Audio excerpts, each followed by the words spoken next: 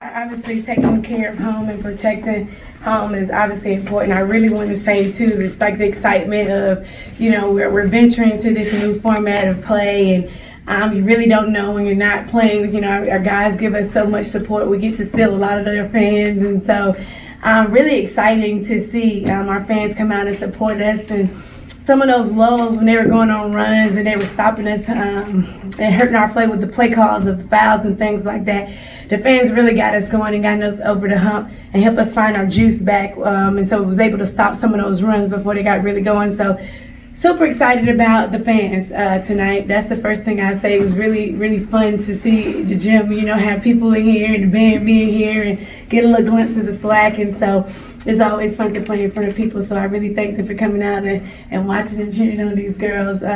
For as play, I think we just had some up and downs. I think we were really, really locked in today on the execution. I think we went into the game just confident in what our game plan was and executing it, just knowing that our scoring offensive scheme can't really be stopped. And a lot of times that we're going to say it's the defensive scheme that we have to execute well. And so I think we got excited by stopping it early on. We didn't do a great job of the free throw line. They got a kid 22 points, 10 of them are free throws. I feel like every time she went to the rim, it was a whistle, a lot of stuff that, maybe on the floor, out the floor. But either way, we didn't do a great job of keeping her off the line. But other than that, I thought we played really solid defensively. Questions? Coach, what kind of statement do you feel like your team made tonight in a game like this? Two teams undefeated in conference play. We don't really think about that. I mean, it's still the beginning of the SWAC. Like every game, we one game at a time. Like that's our mentality. One game at a time. Like we can't get overly hyped up in because you can go and lose the next 4 in a row because the SWAC is really that good and competitive right now. So I think we're just trying to focus on locking into each game plan every single night and go one game at a time and not letting the rush it out because I like my players to be pressure free. We haven't really been here before in my stint, so it's not something that we're holding on dear to. We want to compete every night. We want to execute every night. We want to get some of them to their best games, and we still have so much more in their games we're trying to expand and get to. And so they have some goals that we're really focused on a little bit more because we care about more what statements they make in the postseason, not really during the season or before. But does it have a special meaning? When you're playing in a game, a really big game for you guys at this point. How does that feel? It feels good to win. It does feel good to win. I think it feels good for them to be I just like when they execute. Obviously, we haven't been in the space historically since I've been here to beat Jackson State, so that's been a long time coming.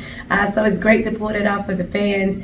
But I just think you can't put too much stock into it so early because it's 4 games, right? So we still got a whole stretch. We got to go back there. But to be the winner and the victor in it means a lot. We're excited about being the victor, and then instead of coming out saying, "Oh, well, we can keep playing. We'll figure out tomorrow." So it's great to win that game. Coach, you touched on it in terms of this new SWAC format with the spotlight being on the women's game on Thursday nights.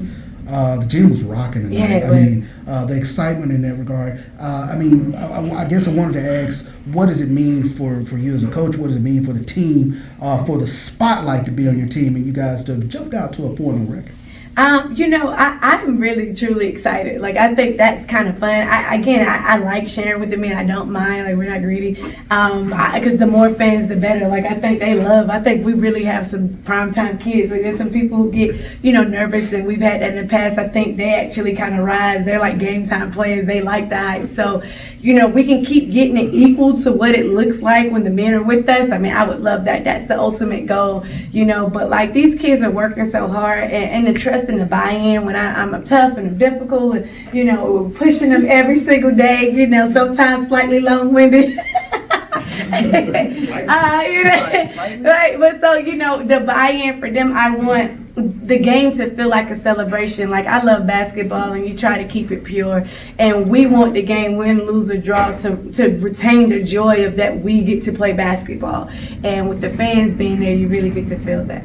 Coach, I know you ain't gonna tell us, but man, you got them hyped up. They was hyped up. Can you just paraphrase what the message was to get them hyped up? Finish them. Coach, on Tuesday's press conference, you said one thing you hope to instill in your team is a sense of pride to be able to say that you're playing at Texas Southern University. And coming out the locker room almost with a 20-point lead, what was the main thing that you kind of pressed with your team to continue to do? That's a great question. It's great to see you. Okay, and so two, our biggest message was it wasn't done, and we needed to finish, and what we needed to lock in on. There was a couple things that we kept getting beat. We couldn't keep anybody in front of us at first, and so we talked about we were getting our bigs, and we still didn't really do a great job of that. We kept getting our bigs in trouble because we kept having to rotate by getting on the side of the ball.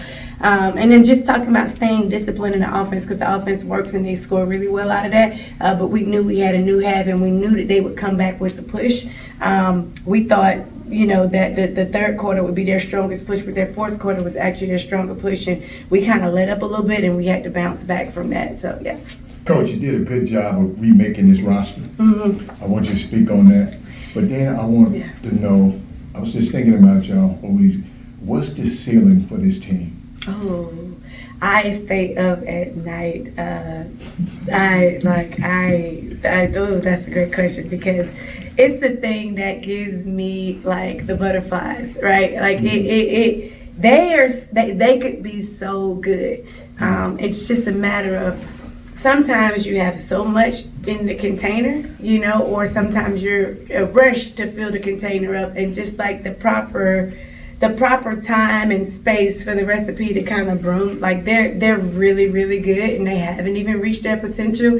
And if we could just stay the course of growing, and we said in the locker room that comfort is a dangerous disease, and so if we could figure out how to just keep staying hungry and push that, I think that there is no real limit.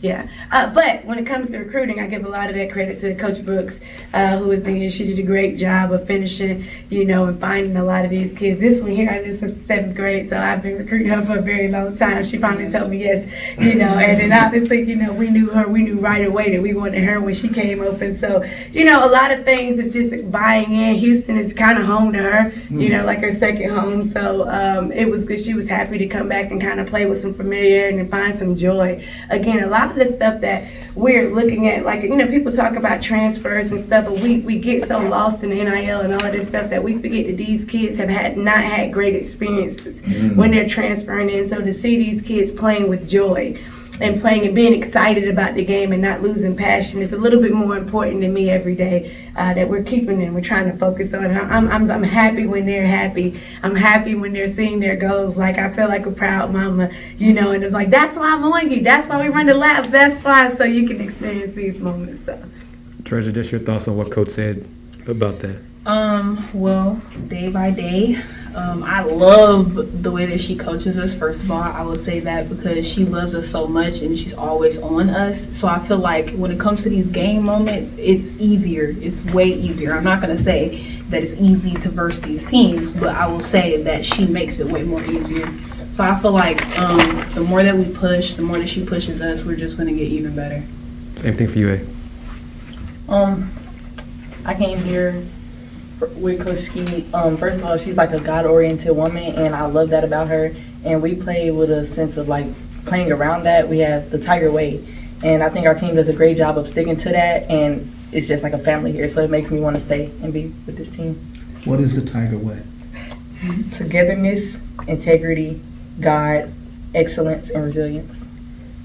Treasure, you look fiery out there, right? Not out there in life. Let me tell you something. I noticed that, and I asked Coach Skeete a question the last game, and she said, we got some strong personalities in that room.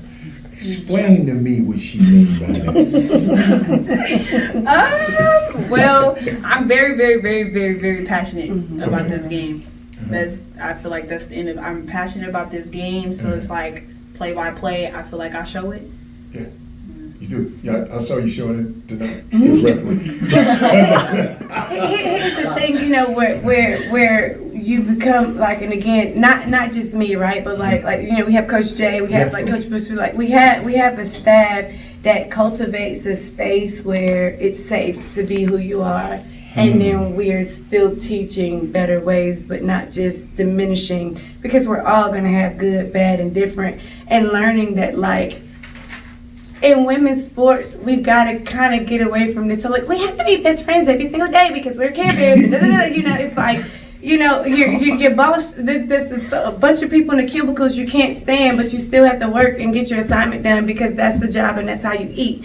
And, teaching that business protocol. And then if we can come back and fix those things for as chemistry and stuff. So it gives the person a chance to be authentic. And I think we don't go in the game with that apprehension, and if it's wrong, we talk and we address it, then we reset. That's just kind of how we go. So it works for the personalities that we have, and so on the court, it doesn't come across as like, but we kind of do. I have to tell the team that they don't let me let them loose because I can. Question for you, Treasure. So with you being a senior, like, kind of how do you feel that this will be, like, what are you trying to leave here at TSU? Well, one, we're leaving with a SWAC ring. Two, we're going to the NCAA tournament. We're getting as far as we can, game by game. Period. That's it. One more thing. The SWAC basketball is in a great place when Texas Southern is on top. Mm-hmm. Right. Heard that. For real. So how y'all feel about that? Thanking Jesus every day. And then again, like, kudos to the SWAC. Like, I think because the SWAC is so good, I think that we're pushing so that whichever team comes out, it has a more competitive feel when we get to the national tournament. And I think we're all doing a good job, coaches, of challenging each other and getting each other better, so that it's just not like, oh, we're happy to be here, but more it's like we want to compete in the game and play, because we want to be part of the women's basketball revolution that's revving up and going. Like, we don't want to be left out of it either. So, Okay. I'm good.